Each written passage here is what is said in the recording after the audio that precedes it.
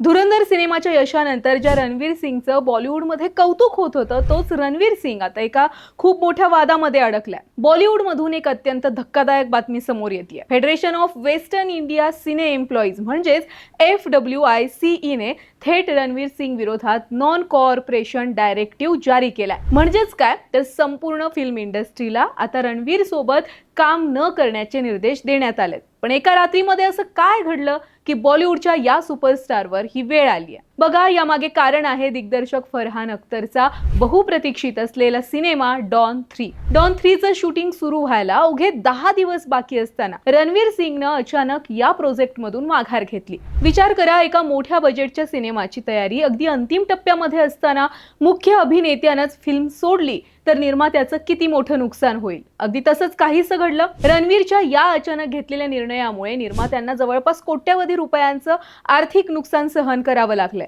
आणि याच कारणामुळे आता निर्मात्यांनी रणवीर सिंगकडे तब्बल 40 कोटी रुपयांच्या नुकसान भरपाईची मागणी केली आहे. निर्मात्यांच्या या नुकसानीनंतर फिल्म इंडस्ट्रीतील कामगारांची संघटना म्हणजे अर्थात FWICE या प्रकरणामध्ये मध्यस्थी करण्यासाठी पुढे आली आहे. फेडरेशनचे चीफ ॲडवायझर अशोक पंडित यांनी यावर तीव्र चिंता सुद्धा व्यक्त केली आहे आणि सोबतच FWICE न रणवीर सिंग सोबत कुणी सुद्धा काम करायचं नाही असे निर्देश सुद्धा बॉलिवूडला दिलेत. आता हे प्रकरण कोर्टामध्ये जाणार की बॉलिवूडचे हे दिग्गज एकत्र बसून वाद मिटवणार हे पाहणं महत्त्वाचं आहे. आणि सगळ्यात महत्त्वाचा प्रश्न म्हणजे रणवीर शिवाय डॉन 3 आता बनणार का?